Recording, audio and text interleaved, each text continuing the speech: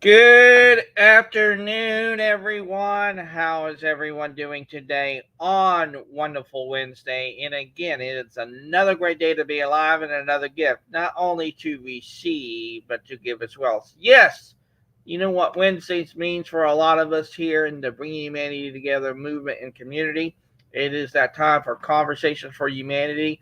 We have this show every Wednesday for people who want to come share their stories with us all that can not only lead to connection, but can lead into collaboration and can lead into a great and growing community in and of itself. And you may never know that story might be that one story that you hear that says, "Hey, I got to know more. I got to end up being a part of what they're being a part of." And maybe by just letting all that be, not only we do it from a place of intentionality, but we also allow flow into our lives, and maybe we even allow the greatest gifts to come into pass in and of itself, which is alignment and agreement. And when all those things come together, not only can it be a great recipe for connection, but might be a great way to grow and to thrive and become the leaders of tomorrow today through the power of stories. And I truly believe in the power of stories because everyone has not only a story to share, but also a story to be heard in and of itself. And I kid you not, I want to give some kudos out there before we start the call today because we had our Sharon Kara BHT, the video experience yesterday, and we were talking again about the power of story, but we're talking in relevance to Star Wars and what was your Star Wars story that maybe changed your life like you'll never know. And on that call, ladies and gentlemen, I kid you not, and to the 43 people just on LinkedIn alone who came and watched that broadcast, kudos to all of you for taking time out of your day to be on that call. And if we can get with each and every single one of you, like I said, the post is already on LinkedIn already. We've already made some comments on it and everything like that. We would like to hear from you. Not only what is your Star Wars story, but let's keep the conversation going because, like I said, that is the most viewed broadcast here at Bringing Humanity Together that we've ever had for any one show. And that means a lot to us that people really turned in and said, "Hey, we want to end up hearing those great Star Wars stories." And again, there will be two videos that actually is in the comment section of that call. So please check it out and everything. And yes, our special guest today is none other than our human development team lead in the UK, Sven. Hello, Sven. How are you doing today? I'm very good and waited for a whole day for this. Yeah, I'm sure you've been so excited you just couldn't contain yourself. You're like, I gotta be on the call today. So I'm glad that you're here. But Sven, if you could please, sir, kind of introduce yourself and maybe kind of tell how you got to be a part of Bringing Humanity Together. Okay. The long story or the short story is well, I'm from East Germany originally. I moved to the UK about 15 years ago and live now in Plymouth in the one only Plymouth that is situated at the River Plym. And yeah, I'm from East Germany. As I said, I was 50 below more, came down and started getting really interested in the type of human development through my work with emotions. That happened because I crashed about 5 years ago. But yeah, and then I know Chris through Humans First, which was a great initiative running, especially through the pandemic. So that's kind of where we met almost weekly. And he wanted me to become part of bringing humanity together. And here I am. And I believe there's a little tidbit of knowledge that you got to share because the town that you're from has a great and storied past, does it not? So the town where I'm from basically is where the Mayflower originally sailed from. So we have like, the Mayflower steps here in the UK. And there's a lot of history. So whoever watched the movie The Bounty, that ship originally sailed from here.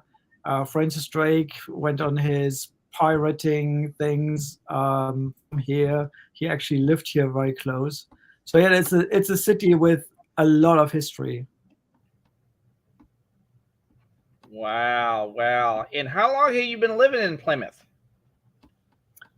So my wife and I came the first time for about a year, from 2005 to 2006, which was our prolonged honeymoon. And after that, we went back to Germany. We just simply didn't feel home in in Germany. So we just, prayed, looking for a place to go, and ended up going back to the UK in 2009. And around mid-year, we ended up in Plymouth again. So that's where how long we've been here now, continuously. Wow, wow. That is amazing and everything. And I kid you not, Sven, when you shared with us on a call one day that you're actually living in the city that actually started the trek, the Mayflower, I was just like, oh my God, that is just so amazing to be able to even know that little bit of tidbit of history because literally it is a part of history in and of itself. And I want to go really kind of in the direction of this because I know we're going to be having your story told here at the top of the hour. But Sven, because of maybe humans first, and naturally I give kudos to Dennis Makoko, uh, Mike Vacante, and everyone that we have met in that great and amazing groups because of that. Um, did you see the opportunity, kind of like the writing on the wall, so to speak? There was really time to unite humanity, maybe one conversation at a time, one moment at a time, and maybe that one opportunity at a time. I remember very clearly when I went to the first event with Humans First, which was a Zoom, a YouTube whole day thing with loads of small speakers. And Heather Young actually invited me to this. And I remember, like, wow, I felt sometimes so lonely, you know, of having such a strong vision and heart for humans, and really seeing us as humans, not as things, not as labels, but really heart to heart kind of way. And I remember, like, after this day, I watched almost all of those things. It went for 16 hours or so, and I was just so full, like, in my heart, so extremely full. And I thought, like, what on earth is going on? It felt like I fell into a community of people that kind of really saw the potential in humanity as I did. And that's, I think, where it started. And then seeing you, you know, later on, you also on LinkedIn more and more, you're bringing humanity together. And it's kind of, it just resonated. It really did, and like I said, the great work that Mike Vacante was doing, and what Dennis was doing at Biscalis, and he's still, both of them are still doing it. Greatly done today, because Mike Vacante was about believership and everything, and of course, Dennis is always about rediscovering humanity. And when you kind of pull those two groups together and be united by maybe one common vision and common mission that we can all be a part of. I was literally, I saw the writing on the wall literally in and of itself, Strand. Like I said, when I got on that very first call myself in the Humans First community, I knew there was something there. I knew something was going to be laid before us in a way that really can connect us all through the power of not only of storytelling, but for the power of just showing up as who we are. And then when we just allow everything to come from a place of intentionality, but we let flow happen and we let alignment and agreement happen, not only things will be, but they will be because we deem it so. And like I said, I'm just so humbled and honored and thankful that that community presented me to you and to your wife and to a great other many other people from around the world that we've known. Keith is part of that. He was part of that group too as well. David Pushkin, uh, so many other great other and amazing people. Like I said, I can't think off the top of my head because there's just so many. Uh, I just truly believe, like I said, those kind of people that you surround yourself with, you can listen to learn and then learn to lead, and maybe you can grow and thrive because you can allow yourself to have a different perspective, but yet be open enough and be willing enough to not only hear their perspective, but they in turn can allow their perspective be actually seen and heard, and you throw your perspective out to them and they can recognize it too as well, and they kind of compare notes, and that's what I learned from Humans First. Yeah, that's the same for me. It was really, and of course, the business catalyst 360 does it in a similar way still. These kind of really intriguing questions, and then getting into the breakout rooms and talking to people you've never met before. But what I always loved is the vulnerability that was there. There was just such an openness of heart, an openness to share, openness where you are, but also this openness to learn from each other. This, because we were an international group, and I consider myself an international being simply because I've been living in 3 cultures. But it was just remarkable to meet some amazing people through the Human First, and really it opened my heart for me even more to this whole idea of like, hey, it's not about becoming the same. We can learn and learn and learn so much from each other if we actually begin to appreciate each other's differences. Exactly, exactly. And see, the I believe the biggest takeaway that you can come out of the Humans First and Biz Catalyst 360 community is that you do belong. And I truly believe when you really know that you do belong to something, whether it even be a something bigger than of yourself, or maybe you're just there because you know you can create that space and space with people to such a degree that you can again listen to learn, then learn to lead, and then from that leading, it becomes an opportunity to even grow and thrive with people in and of itself. And Michelle, I would love for you to join the conversation with us today. Michelle, please. I sent you that link. We would love to hear from you today. Glad that you are here. Uh, but Sven, I really want to get into of your sharing of your story. But what really, really gets me is when we do have a story to tell and we do embrace the power of stories. Let me ask you this before you start sharing of your story here on Conversation for Humanity is when you create that space and place with people to nearly know who they are, do you just take them for who they are and just accept them for who they are and maybe even build that bridge to them and with them in such a way, not only through that power of story, but for that power of connection to really have that bridge be built in a way that where transformation can occur? So my heart always is to connect with the heart of people. And over the last few years, have become not blind, but less observing to the behavior of people for the sake of their behavior. And I've become more curious about the person behind the behavior. So for me, it's not actually that I necessarily see who they are, and I mean who they are behind that behavior, um, but that I see your behavior shows, especially if it's difficult behavior, your behavior shows that there is something about you and something that I don't know, that needs protection, that needs you to be kind of difficult and defensive. And my curiosity has basically takes over now, while I'm asking like, what matters to you right now? What is it? You know, what is it about your story or about what matters to you that really I don't see yet.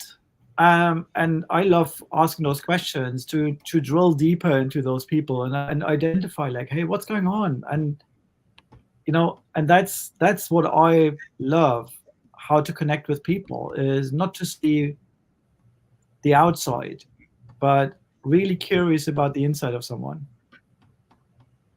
And I love that. And I love that. And like I said, the many conversations that me and you have had and continue that we'll actually have moving forward, I'm just so humbled and honored that I can learn and grow with you, because you have really gave me a lot of insights and even a pathway to clarity in what we're building here at Bringing Humanity Together. And I'm first and foremost so thankful and honored by that by that even friendship that we have, because when you really go into the value kind of dynamic of people, and again, it's not about the money, but when you really focus on the people from a true value dynamic and concept, then you go far and further beyond than what you probably can really understand and believe. Because, see, sometimes, again, when we connect with people, we always do it in that kind of self gratification kind of moment and say, hey,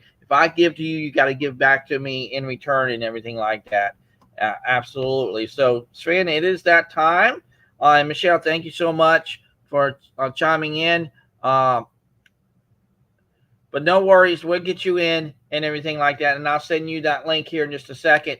But Sven, it is that time. Please come share your story on Conversation for Humanity. So my story, well, I always, as I did in my introduction, start telling my story actually from this teenager who lived in East Germany. And I believed in communism. I lived in a beautiful country. I didn't miss anything. I didn't miss color, because often people say everything was so gray. I lived in a village. I didn't miss things in that sense. And I had a dream. I had a career dream. I wanted to become a software engineer, and had planned to do this through the army, so becoming an officer there, and then getting involved on the military side of things. And yeah, and of course, East Germany became difficult in a sense of that we had that fall of the Berlin Wall in 1989. And that day took everything apart. Like, everything I knew was gone. As I said, I loved communism. I believed in the ideology. So we were taught communism more as a Marxist ideology, not necessarily as something that we lived as a society, which is one of the things that I learned is different. That people from the West thought I live in a communist country, but I've never been told that. Like, as a child, nobody told me I live in a communist country. We were always saying we live in a socialist society with the vision of becoming communist. But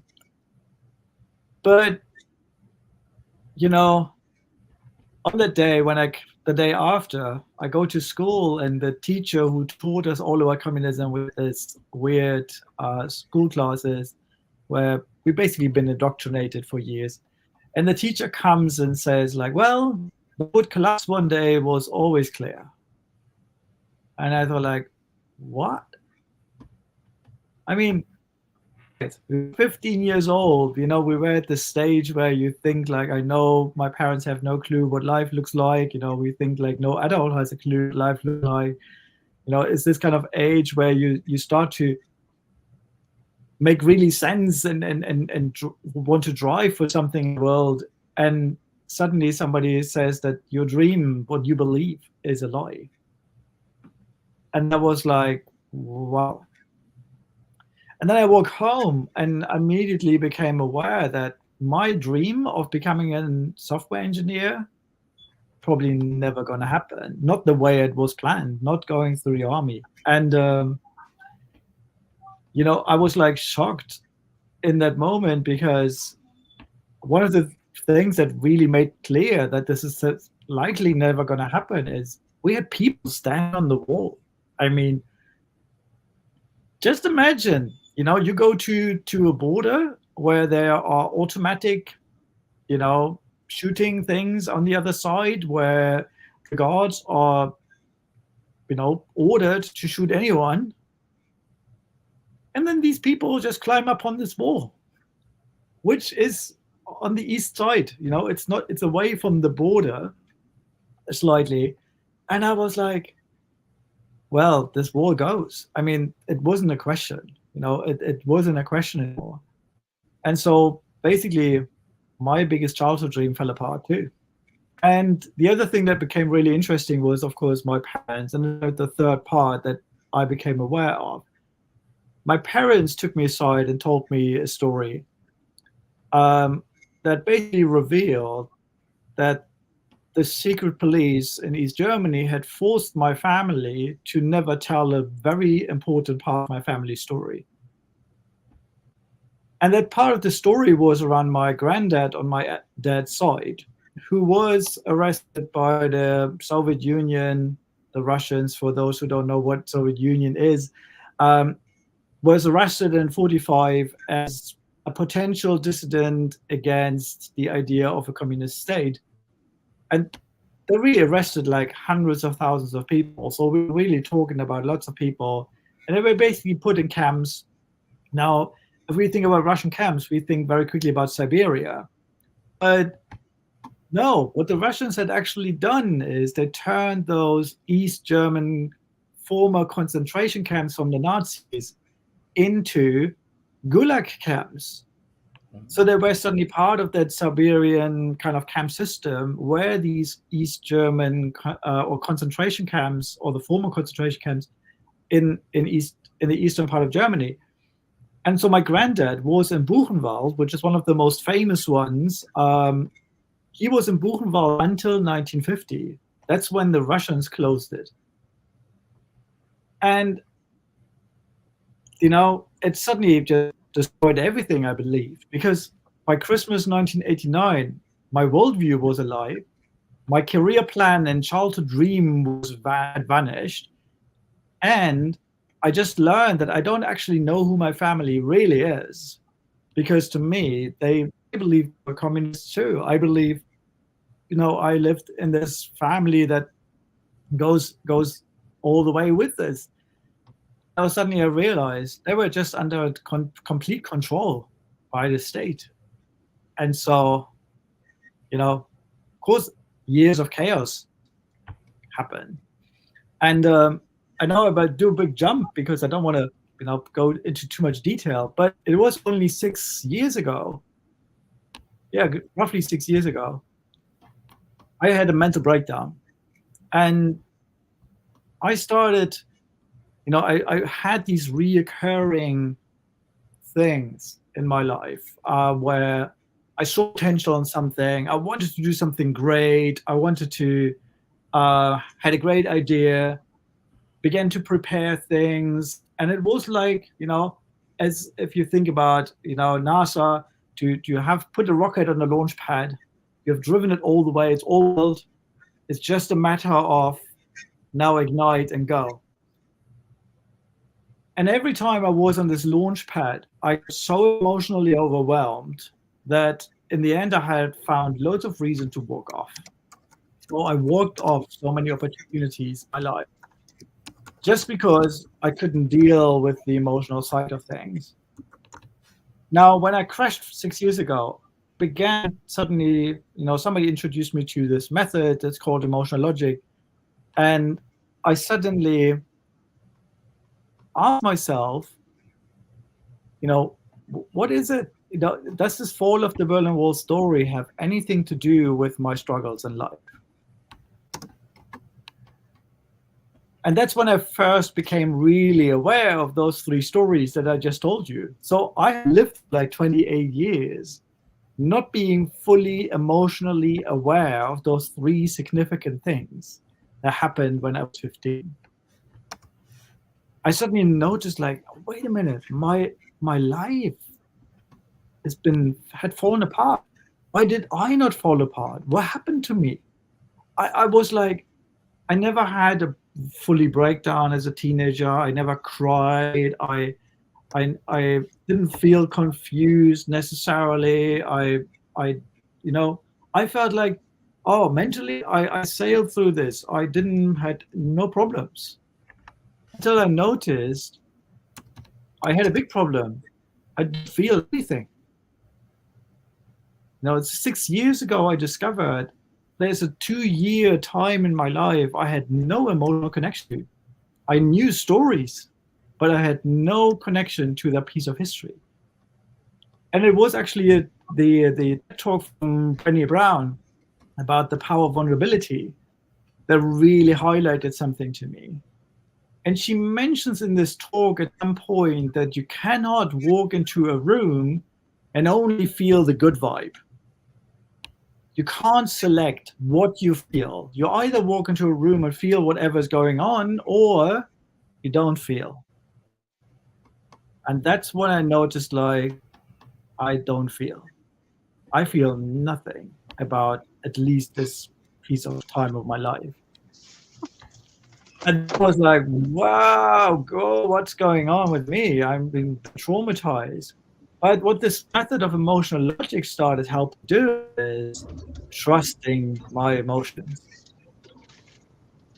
I learned that they have a value, they have a purpose, they're there for good reason. And that's where I think my real journey of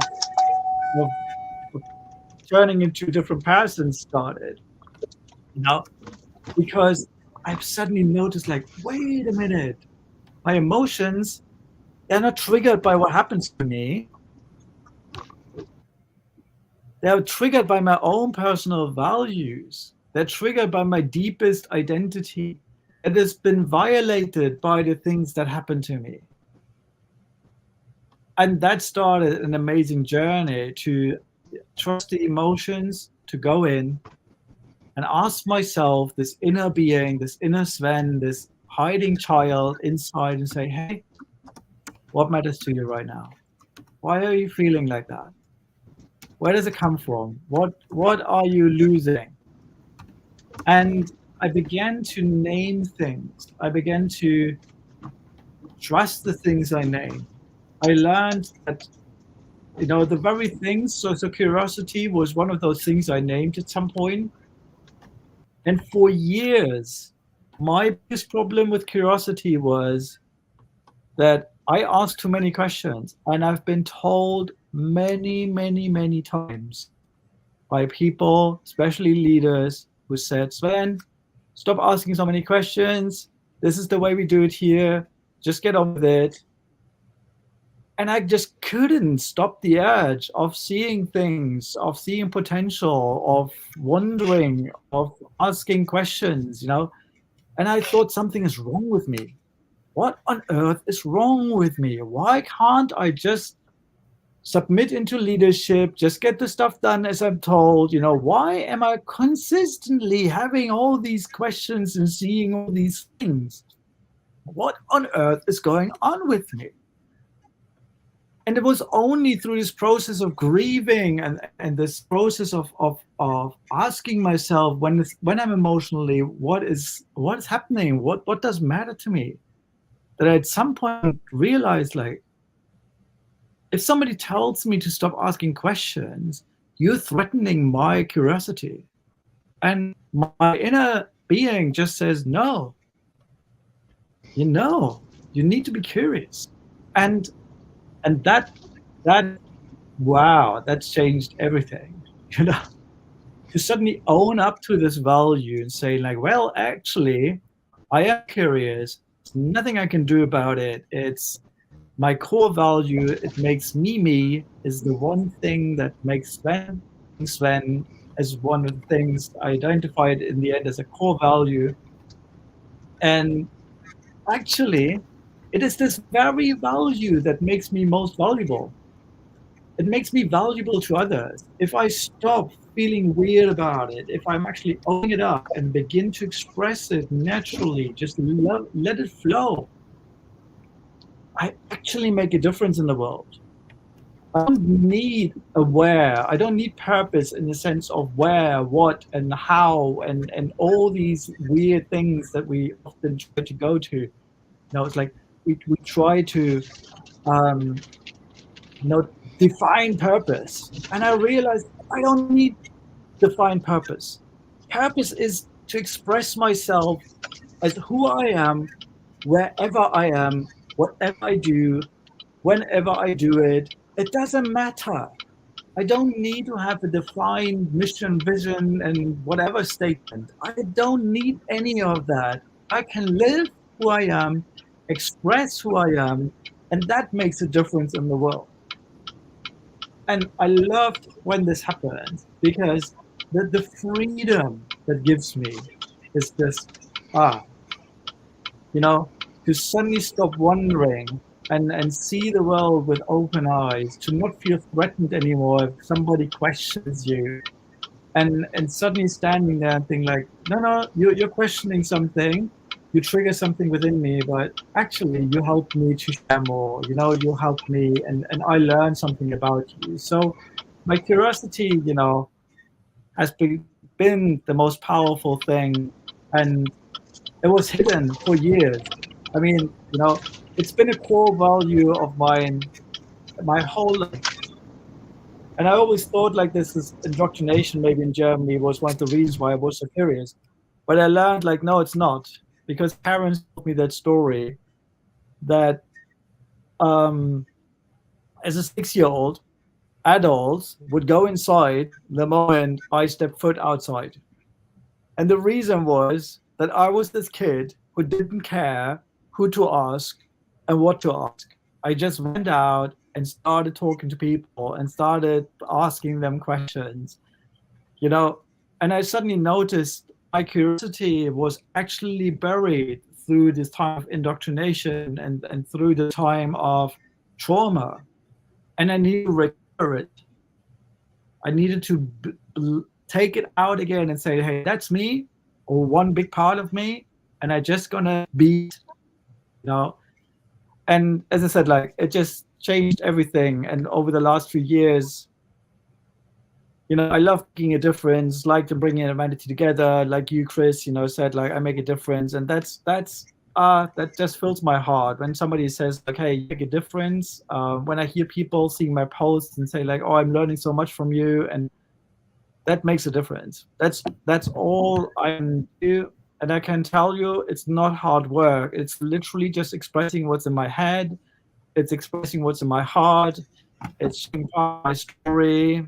My coaching clients, they always tell me like, Sven, what I really love about the way you do things, you always bring yourself in. You always illustrate things with your own stories. You're not one of those distant people that I can't relate. You always bring your own little stories.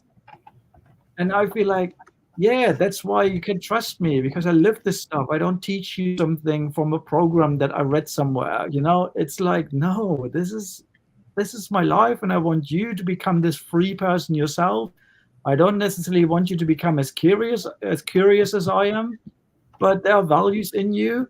I want you to discover them and to live into them and make the difference by just naturally being this divine inner being that you are.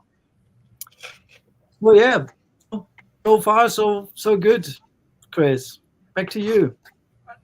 And Sven, like I said, I'm just so humbled and honored that you want to take upon this journey and mission and purpose and maybe vision that we have created here at Bringing Humanity Together. And I just truly believe when you just put it out there and just for let everyone just to see it for what it is, whether to be from what you do in your own right there, the eyes up, but what your wife does or what anyone else does on this planet, when you just put it out there as an invitation to connect, I just truly believe, friend, it's not a matter if they come to you, it's only a matter of when they come to you and everything like that. Because when you extend that invitation to connect and to collaborate and build upon something that you really know in your heart of hearts that can be of great impact, great significance, great pathway to not only success but maybe of growth and thriving dynamics in and of itself. I truly believe once that happens to a lot of us, it gives us that aha moment to such a degree. We want to share that aha moment with others, and I truly believe in that. So let's welcome in Michelle. Hello, Michelle. How are you doing today on I'm Wonderful good. How are Wednesday? you? Yeah, I I'm am having doing some great. difficulty. I should be right on there shortly. How are you guys? Great to hear you today. Well, we're doing wonderful on Wonderful Wednesday. Nice. I'm going to be able to give me 1 minute, but I'd love to share what I heard from Sven. It was really awesome. I just kind of caught snippets because I was on a trail and wanted to chime in the best I can. And I finally figured out how to work that thing. The thing that was my first test, right? But I'm really glad to be here. It resonates with me. Yes? You're welcome, Michelle. Looking forward to seeing you again. Me too. So yeah. Go on. Sorry. What comes up for you in Sven's story today so far, Michelle? Well, a lot of things come up for me, but the one thing that I really heard that resonated with me was about just being not necessarily having to have an exact divine purpose or I do this, but to bring yourself out into the world, and that is your purpose, because that is who we are. When we're in alignment, when we're authentic, when we realize our triggers are tools, and when it can help someone else, right? Exactly. And I think that was one of my most profound things to discover, because, I've been raised, or not raised, but been to college, and this whole thing of calling, you need to define your calling, to know what God wants you to do. You need to know, and, and it always sounds like you need to know when, where, what you're going to do, when you're going to go, where in the world you're going to be, and I always struggled with this idea. I know so many people who feel extremely stressed from this whole approach of having to define the when, how, and where. And it's like, the freedom to just know I can express myself just by meeting people. I don't need a ministry. I don't even need this business in the part of the vehicle. But, even if this business would go, nothing changes. Right. Well, you never have to know the goal. Like, you have to know kind of like where, but you don't have to know how you're going to get there, right? It's think and grow rich, all of that. I do think, though, for me, I got goosebumps. So yeah, I always get goosebumps. The place of like the purpose, though, like because of who I am, my purpose is already, it's almost like which comes first, the chicken or the egg thing. So my purpose is to be out there, but what brings to me is what I'm here to do. But I can do a lot of different things, right? We just have passions and things, but they're not our identity. Our identity is who we are, and they come off of that, right? That's I think my take on it, because I really do think I have purpose and I think I'm divinely inspired, which I am. But really, at the end of the day, if you think about it, it's not from there at all. So this is really good food for thought. And it's exactly, like, of course I have a mission and a vision with the business. It's not a question if I have a very strong direction. I want to bring my story and the things I can to the people. I do have a very strong way of doing it. However, I also know now from within myself that even if that would fail, I don't feel like a failure, because I can still do things. I don't need a vehicle. Right. It's not our so identity. Right. Exactly. Yeah. And right. and my purpose doesn't go because my business goes. If that logo disappears, so what? It doesn't change what I can do in this world. So true. But a lot of people get tripped up there. A lot of people who have a hard time, but it's all about self-love, which is what I do. So if we have self-love, it's not that I'm not a hairdresser, or I'm not, a coach, or those are things about me, but that doesn't define me. But see, a lot of us were taught a different thing over years and years and years, that, I'm a hairdresser, I'm a mom, that's how we got value. But it's kind of a misnomer, because we weren't getting value from there, and it kept us very lost to finding ourselves, right? And I love that, Michelle, because for many, many, many years, and Sven can attest to this, and so can Monica too as well, that for a lot of years I've been saying to people and sharing with people, the better question to ask is not what we do. The better question to ask is, who are you? And then once you really know who you are, the natural byproduct effect is going to be that doing. And that doing will lead into connection, and that connection will lead into collaboration, and that collaboration will lead in the community. All those things are interconnected and interwoven. But I truly believe when you start it off on that kind of note, in a state of being kind of dynamic, then it becomes more opportunistic in nature. When we do put that invitation out to connect, we don't do it because we want something back in return. We do it because we want to, again, listen, learn, and lead. Mm-hmm. And then we can grow and thrive from that by just letting all those things be. And then by doing things that Mm-hmm. really compels us to kind of say, this is my passion, this is my purpose. And like to what you said earlier, what comes first, the chicken or the egg? Actually, it's a little bit of both, because without the chicken, there will be no egg. Without no egg, there's no chicken. So it's already there. So it's about recognizing Right. all those things in tandem to such a degree.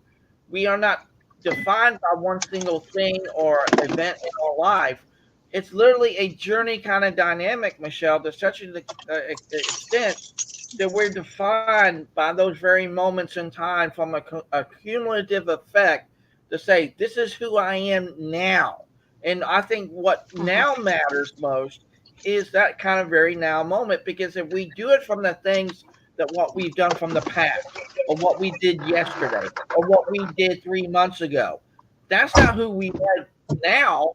That's what we were then. And and Monica, I'm glad that you're here with us today, because Michelle and Monica, you guys are sharing the same thing about self-love and everything. And I truly believe that's a big part of it too, as well, as when we recognize what we bring to the table of humanity every day in every way.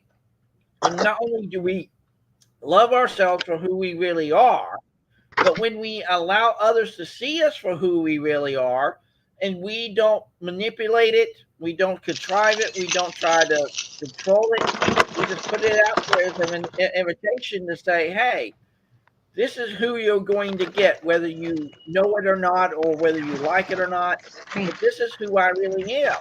And if, again, Right here. if you embrace that and you allow I others to can't hear you embrace that with guys. you, then maybe there would be that, again, the intentionality factor will turn into flow, and that flow is ever changing and ever uh, part of who we are.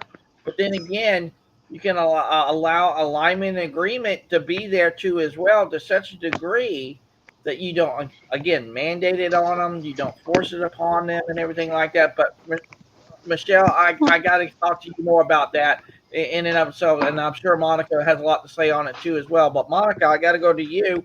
Thank you so much for joining us today. How are you doing today? I can't hear you.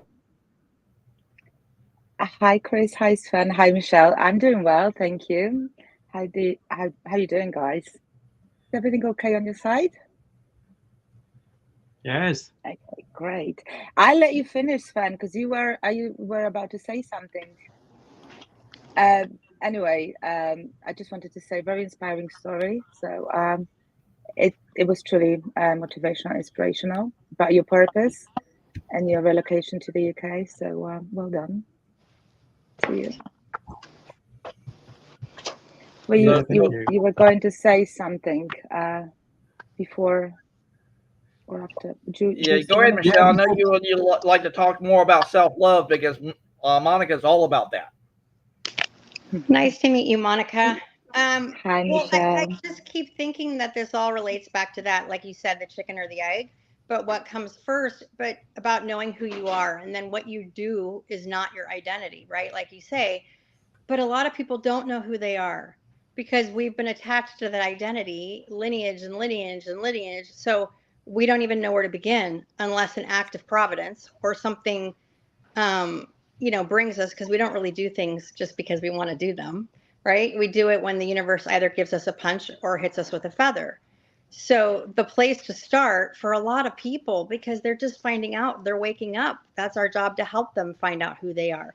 Not attached to being a mom, not attached to being a hairdresser, not attached to being a coach or X, Y, and Z, because it does fail us because it's very shallow in a sense. It's not shallow. It's just that there's no, so at some point we start to realize, is this it? But it all keys to the kingdom inside of us. And then we get to go out and so forth. But you can't give what you don't have, right? You can't give back what you don't have. And everybody has something, but it has to start with us. So the power of one and believing in someone, whether my big thing is kids and women, actually everybody, like you said, it doesn't really matter, dogs, cats, whatever. But it does begin there. And it's really hard because we don't have a map unless we've done it and have someone to be able to take us through and show us the way and hold the flashlight, because it's not us teaching them X, Y, and Z. It's them holding that light so they can be guided to find that, because it's all already there, right? They just have been looking in the wrong picture. It's all about perception. It's all about the place of faith, but also just to help go, oh, to reframe, to give it, I see this, and what makes you really happy? What floats your boat when you were a kid? What did you do?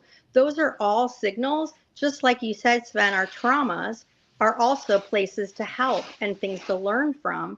So we're more of value to humanity, right? To the people in our lives and the people that we help. And I believe it's like a ripple effect, like a domino effect. And it's quite funny, Michelle, because as you mentioned trauma, I have this funny background here. It's a ruin. And the reason why I have this here, and some people have asked me that question, why do we have a ruin in the background? Or what is this, And the thing I tell people often is, the trauma is the event where everything fell apart. And of course, with me, the fall of the Berlin Wall, it's like all about walls. I love this. I use this metaphor a lot. But for me, it's like I never desired to rebuild that ruin. I fell apart when it happened. But what I noticed over the years was the parts of me, the things that got hurt, very deeply hurt, got lost in that ruin. They were just simply still under the rubble. And that's kind of why it was hard for me to really believe and move on. And for me, the recovery from trauma began to realize I don't have to rebuild that ruin. I don't have to get back what I had. I have to recover myself, the things that matter to me, the things that got hurt, that got, those valuables that got lost in it in the process. I can look through the ruin and get them out and take them back and say, like, they're mine. They're not part of the ruin. They're part of me. And so, and just rediscovering those things and taking them out of that ruin means that this ruin suddenly becomes what I call a memorial. Because what this trauma actually did was it helped me see far more clearly than ever before who I am and what makes me me and what makes me more valuable. It was the pain and the pressure and the struggles that by trusting my emotions and going in and understanding what are you trying to tell me, it was recovering myself out of the ruin to now then stand and say, like, you know what, I need to tell the story, not for the sake of the story. It's not about telling you the story because it was so painful. I want to tell you the story because I can share with you now what I've learned about me, what the story highlighted about me more than anything. And I think, also with the self-love, one of the things I've noticed over years is you cannot self-love without being loved first. That's why we coaches have a work to do. We're not coaching people. We're not coaching people just to self-love. They need to have a validation from the outside, someone who looks at them and says, like, I can see this is you. Could it be? What do you feel about this? And this person is like, well, as a child, I never was allowed to do this. And then you stand there as kind of an authority figure as a coach and suddenly speak into this value. It's loving them so they love themselves, in a sense. It's loving people so they can love themselves. Yeah. And with the rubble, I love that because all of our challenges become our gifts. And like Carl Jung, I always say it wrong, talks about at a certain point we start to remember putting things back, right? I love this word. Remember, of course. Remember, like, pieces of our member like body. And Monica, I know who you are now. I've never You met you are? face to face. Nice to meet you. No, Nice well, to see you nice here. to meet you too, Yeah. Michelle. We chat before. We've had a chance to We speak. did. We do. Yeah. Yeah. It's like How a you different room, a doing? different space.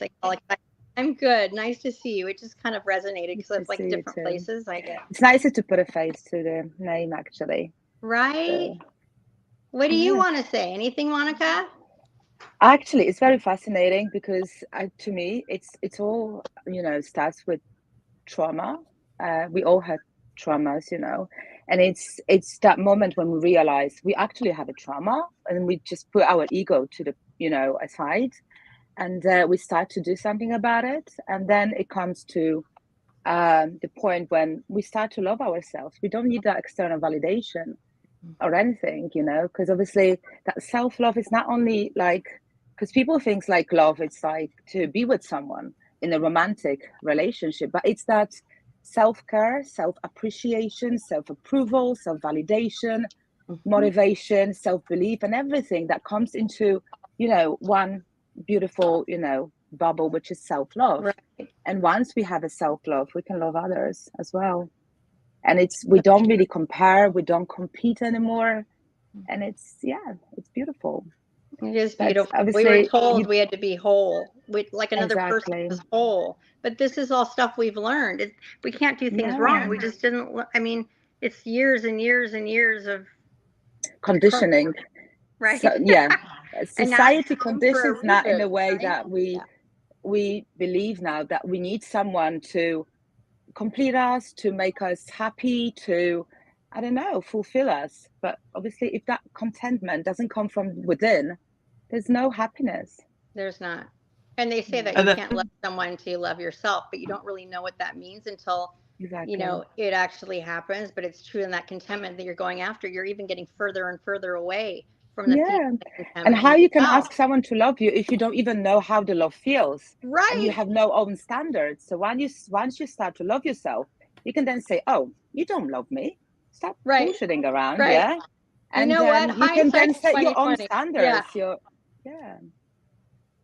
I mean, it's such a wonderful way of looking at it.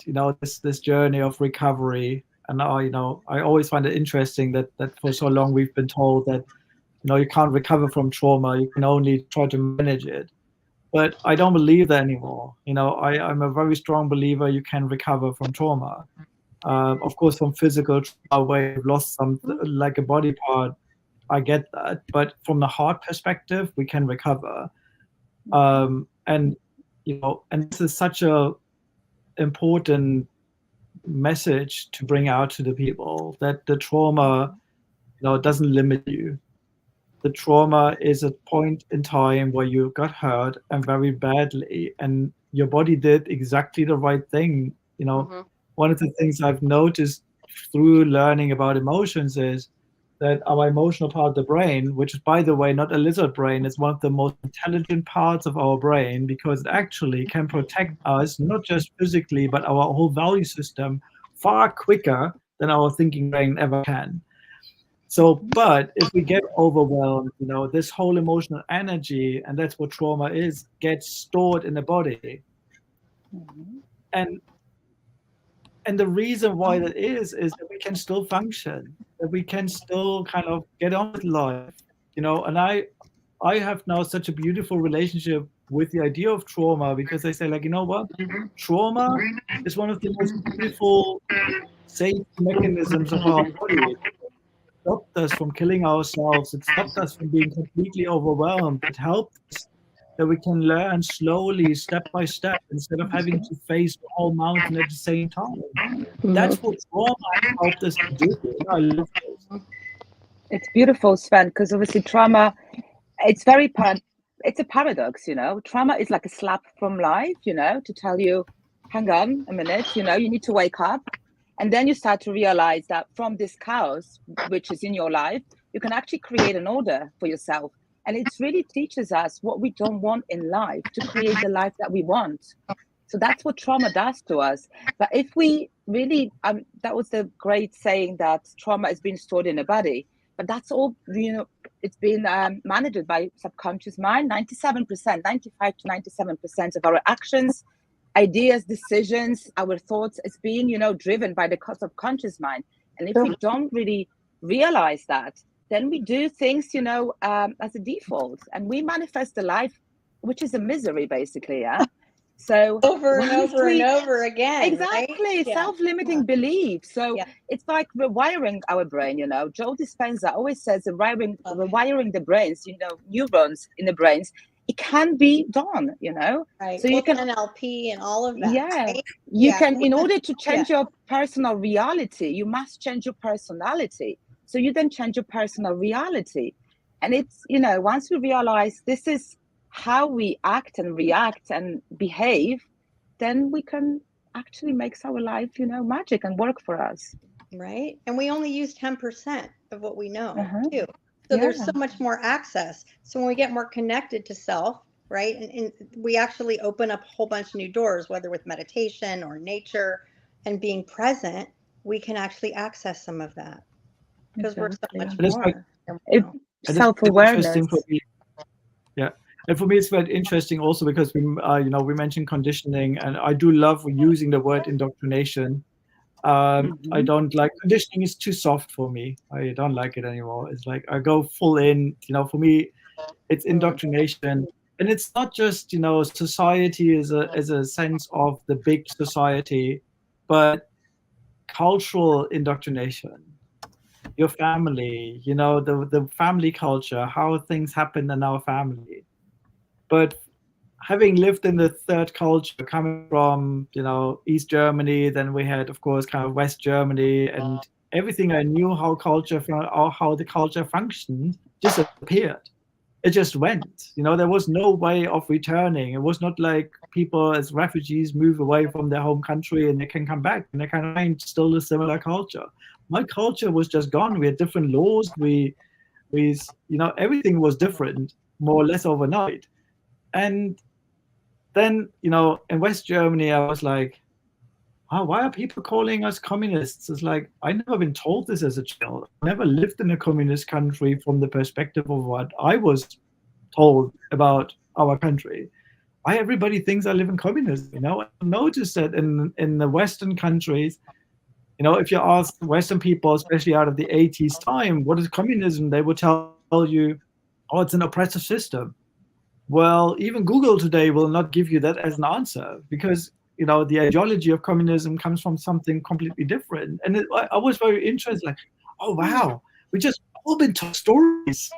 All of us, all our cultures told us stories to how they want us to hear them, present the world to us as how they want to see us to see it. And one of the signs that I notice about indoctrination is one of the biggest wake-up things that I love around the idea of observing society. If anybody needs to put an enemy in front of you to make you believe that they are right, something is wrong. It's a collective consciousness, Sven, as well. Totally. So if we for example, see how it manifests, in the different countries, how people, have the mindset set on the different things, and how they approaches people, it's having this definitely indoctrination, but also, different sort of different thoughts and ideas about stuff, in life. So it's really important to be open-minded these days, when we might come from a different, ways of life, and we might be going through a different stuff, difficult things at, different moments, but in the different countries, but it doesn't really make us different as much, because what is really in common is that trauma, is that, human being that wants to be loved and wants to love. And this is very fascinating, because through traumas we can learn about ourselves a lot. And what Chris said before, it's not what you do but who you are. But in order to find out who you really are, you need to go through a number of healing sessions and then difficult moments to really get yourself to the point that hit the rock bottom, and really just realize what the life is and what the truth for yourself is, to know who you are. Because to really know yourself is to feel these feelings and feel the pain and really have that compassion and empathy for yourself, so you can then see others the same way. Because once you love yourself, you love others. Right. And it's not the other way around. No. Because we always seek validation, we always seek solutions, or or someone's to really help us or to fulfill us, and externally, but it's all within us. We all have powers to really make ourselves happy and make others happy. So it's a paradigm shift these days. So we all create in a new earth, with our knowledge, with our experiences, because, we can call ourselves coaches, therapists, whatever, you name it. But like what's really we have in common is just we've been through this stuff, and we realize, and we on the other side of the fence, and then we can help others, because we can have that empathy, we can extend that hand to them to really, be that, beacon of light, guidance for them to really find that truth for themselves as well. Right. I believe we're on the front lines, like what you said. Totally. I resonate with everything you said. It's like, but, they say we just want love, but we're either searching for love, trying to get love, or we're giving love. So oversharing. Right. So until we realize that the love doesn't come from out there, right? It comes from here. And then we can, give back and share. And I do believe our trauma is I'm saying so wonderful. I may have not said it's a blessing in disguise, honestly. Blessing, because it's like I wouldn't be effective if I hadn't had some. I mean, I think we all in this front line, we've all had some really, I don't want to say dark nights of the soul, but we've hit bottoms, and some of us a few times, spiritual awakenings a few times.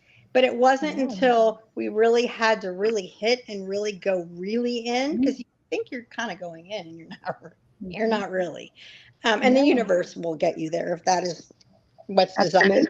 Right. And so then it's powerful, right? It's the gift. And I've been having goosebumps this whole conversation. Because I'm really aligned with it. I really believe. I mean, but a lot of us do all over the world that don't know each other. They're talking the same way, which is awesome.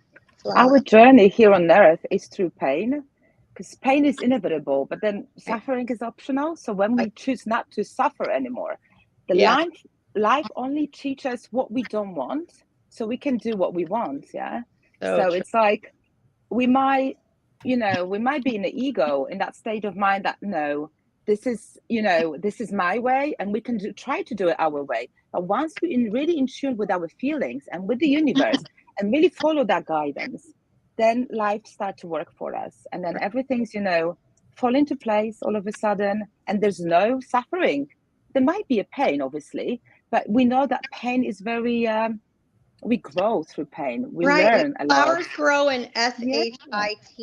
That's what I always say. It does. We don't grow. I mean, it'd be great to grow when we're happy, joyous, and free, but we won't grow. We're too lazy. We're species that are very lazy. Right. We won't do it. No. And we have to get a slap from life. Once the life will slap us, we on the floor. Crying, exactly. Right. Or kick us, or crying our eyes out. Then we motivate it. But here's a cool that of course teaches us, isn't it? That without resistance, nothing grows. Like nothing. Like the plants grow. Force brings force. So you have to bend. It's all about It's all about survival. And one of the other things that I found, is I'm bolder now to want to suffer for the sake of expressing myself. It's like put myself into harm's way and say, like, you know what? No, I want to break down this wall. I want to get in. I want, it doesn't matter if I get hurt. I want to see something happen on the other side, and that's, again, in our world where we're so much about comfort and about like, no one wants to be uncomfortable. I don't want to be in this place. I don't want to be in this place where I can buy everything and have everything and just sit down on the sofa. No, I need some resistance from somebody. I need something to fight for. Otherwise, I'm not alive. Right. You know, Right. and it's also, you know, it's this paradigm shift. And I think, you know, when you are in pain and you have been really suffering from the trauma, you just want to get rid of the pain, and I completely get that. You know, there is a point where you just don't want to feel it anymore. You just want to be able to move on. But then you see from this perspective all those people who are very successful and really go for things and are really kind of you know, put all the hours in and seem to be kind of, we think like, where do you think the energy from? How do I do this? I'm so full of pain. I don't know how to do it, and I don't want to have the pain. Why do people put themselves into this? But this is where the healing comes, isn't it? When you work, you faced your own pain, you walked inside, you go into the dark places of yourself, and you begin to switch in the light in those dark places. Suddenly the energy comes out, and you want to suffer for the sake of helping others. Right. It's a Because then you can bring the light. But if you haven't been through the darkness, you don't know the way. Exactly. And there's no easy way to get out of this. You have to sit within the pain to actually feel it, and then it has to crack you open to really be able to get to these lower layers of yourself, if you like. So because through that pain, really, we awaken that dormant aspects of our, you know, psychic, and then we can really help others, because we have to actually see the darkness. We have to be in the darkness, and we all still have this dark side. We might not use it anymore, but we all have it. It's our shadow, and I know my shadows very well. I'm a friend with my shadows now, very good friends, and I use it sometimes, stepping into my masculine energy when needed, but not too often. And that really makes you, softens you, and then life has to really humble you. So you can then a whole nother see show the beauty. Feminine, but it's true, because more and feminine is more of the place, the light, like with the intuition and the meditation. But I too was in masculine most for forever. Now it's to have that balance, right? But when you're in it and you're just waking up, you don't want to be in it. No, and you want it to stop. But that's where, when you are done, right? When other people need to come in and give the lifeline, because they don't understand that when they go through that door, there's something so more amazing waiting for them. Yeah, exactly. And I love the direction of this conversation, you guys. I really do. And this is what this show is made to do. It's made to create an opportunity for each and every single one of us to show up as who we really are, show our vulnerability, show the invitation there within that we give to each other to such a degree. Like with you, Michelle, yesterday, you even said on yesterday's calls you were getting goosebumps, and here you are yet again today getting goosebumps yet again. That means something. And I truly believe as I hear you guys are sharing, this is what showed up for me as you guys were sharing just a little bit ago. It's about looking at life happening for us rather than to us. Because when you have that mindset shift that you say, it's going to be an option for me to hurt or have that pain. Because pain is going to be a natural part of life, just like there's the light side of things and there's the dark side of it. It's a natural part of who we are as people, and also in the place that we live. But see, that's an option. When we have the option to choose, are we going to live in pain? Or do we embrace that pain and take that and turn it, like you said, Monica, turn that from a negative into a positive? Because think about it. Without that pain, there won't be no joy. Without that pain, there won't be no comfort. Without that pain, there won't be probably a pathway to clarity, because everything is interconnected to everything else. A lot of people don't recognize that, and I understand that, I even honor that.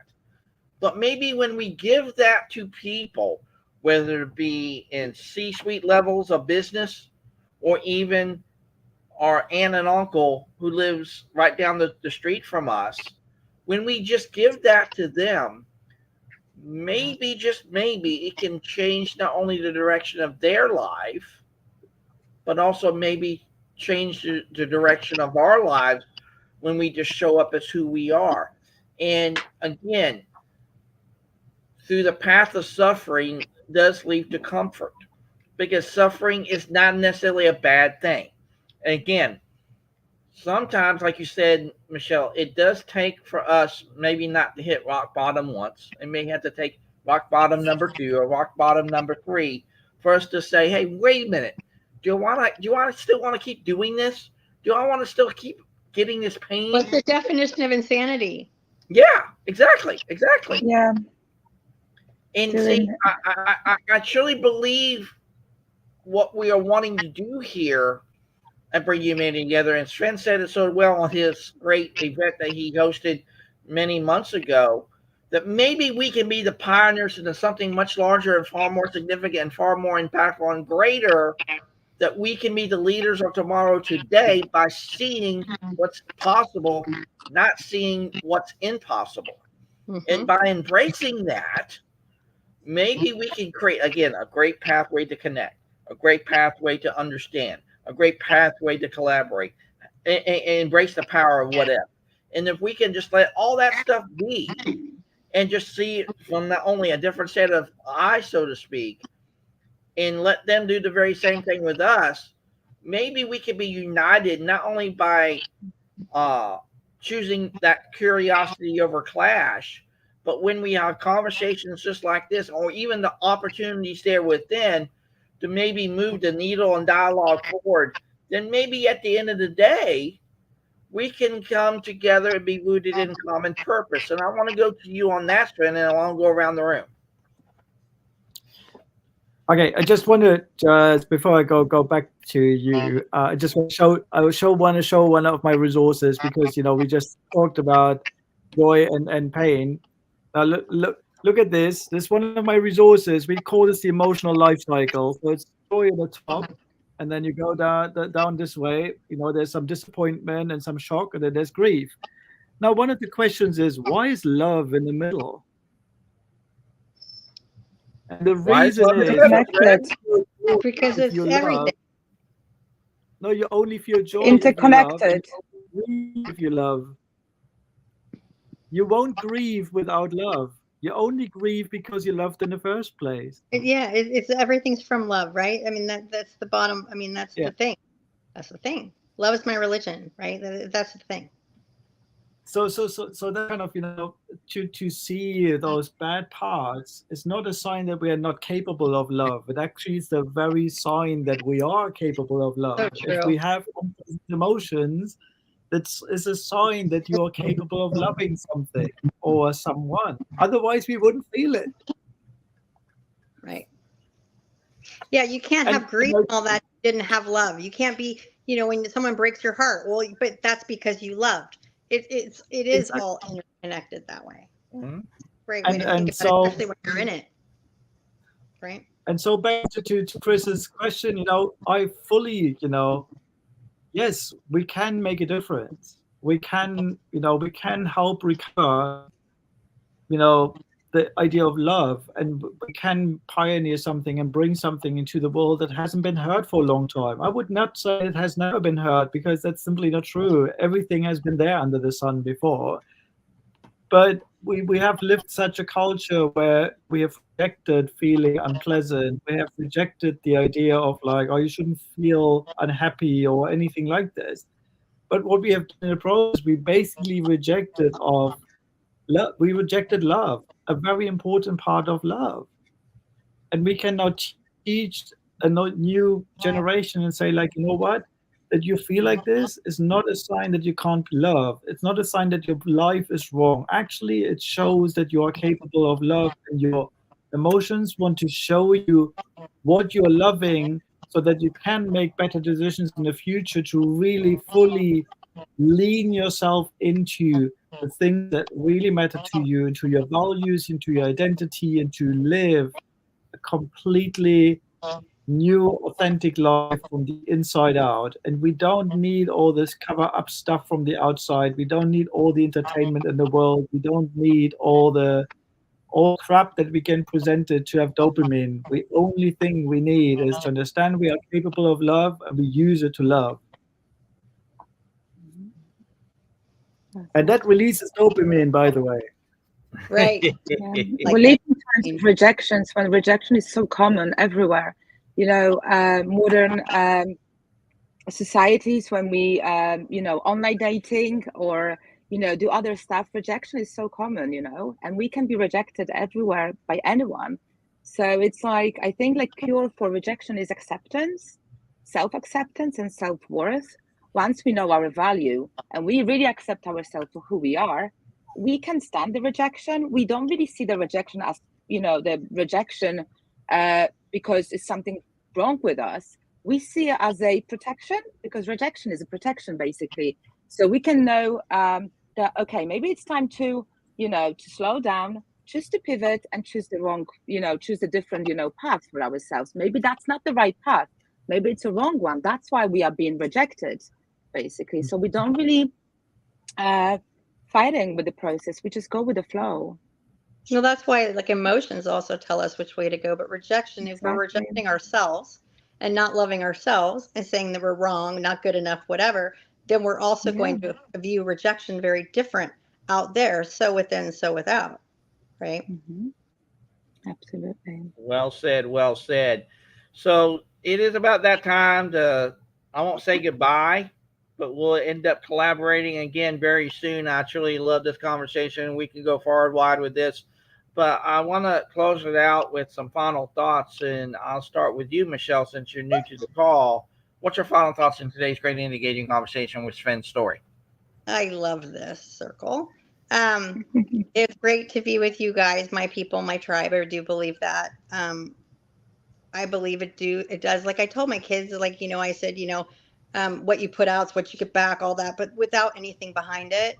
I do believe that as we grow, right, and continue our self-love journey, it can't help but vibrationally change things, right? You can walk into a room, you can feel the energy. Some of us are more intuitive than others. We all have that capacity, but that's what's going to change. And because you're one person doesn't mean that smile at that grocery store, or the person that you wanted to help with this, or even how about saying, wow, I did great today, and blowing out a candle for yourself doesn't make a huge difference.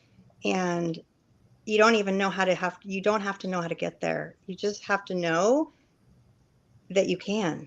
And that's kind of our job. And when you see people's eyes light up very little from believing in them, like 16-year-old kids that are amazing, they've been taught a lot of things just like we have, but they're earlier on, and they start to get a different picture, and they go take a test they were really scared to do, or their driver's license, and they show up, their whole trajectory changes. But why? Because we just stood there and held that for them. So I guess in closing, for me, it's to keep having these conversations, to bring it out into the world and be the change, right? Just one, even for ourselves first, and then outward. Love it, love it, love it. And I will say, Sven, I've already had a couple conversations with Michelle and a couple other different people, and I can tell you this: they're all in. I'm telling you that right now. Just saying. I'm just putting that out there. But Monica, what's your final thoughts today? So I've loved the conversation about traumas. It's pretty fascinating. It's what I do actually, and interested in. I feel that we all on our unique individual journeys, and I can't remember who said that, but there is a pain of self-discipline and the pain of regret, and choose your pain, because obviously this journey is bloody difficult, and you have to be self-discipline, or disciplined enough to really go through that pain, to sit within this pain, to really understand who you are and really heal yourself.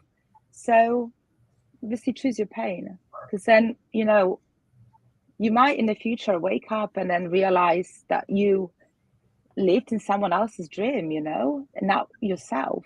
So like, just make sure you live your dream and make a life of your dreams for yourself. Heal yourself. Right. Love Amen. it, Monica. Best Love it, resource. Monica. Can't wait to Thank you. collaborate with you again soon. Because I know you've taken some time off, and I'm glad that you're back.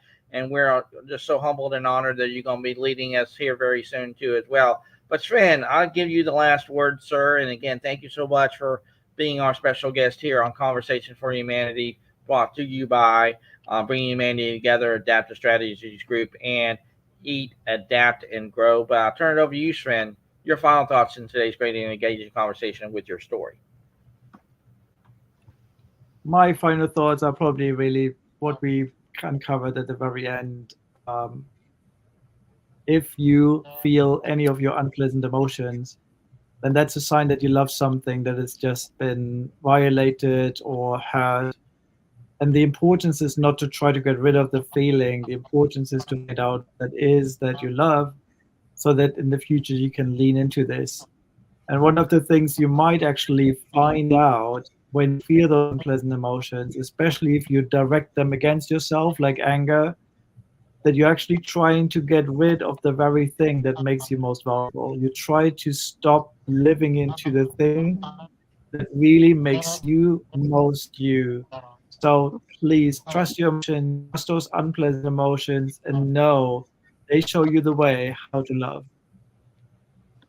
I love it, Sven. Love it, Sven. And that is why you're our team leader in the UK and the pillar of human development. And if you want to reach out to Sven, everyone who is watching, whether it be on LinkedIn or on both our YouTube channels, you can connect with Sven right here. This is his LinkedIn and everything else. Also, he has his own organization called Eyes Up, and his website's actually on his LinkedIn profile. So if you want to know more about Sven and what he is wanting to do with us here, Bring Humanity Together, or what he has done with Eyes Up, please get in contact with him, and he would love to have an opportunity to speak with you. But more importantly, my final thoughts is I just love this conversation for what it was turning into, because it is morphed out into so many great and amazing tangents to such a degree. It all really comes back down to what we've all talked about. To a large degree, is about love,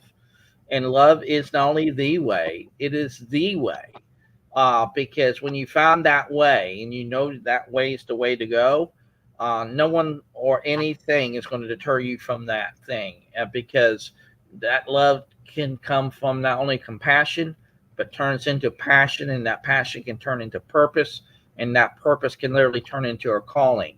And that comes again from the very foundation of love. And I truly believe in that. And we all have that in one way, shape, matter, or form. So again, I love this conversation, and I can't wait to collaborate with all of you very soon and everything. And again, if you'd like to come share your story on Conversation for Humanity, we would love for you to do that. This is the link. We would love for you to come share your story. And we're getting booked up, ladies and gentlemen. I'm kidding you not.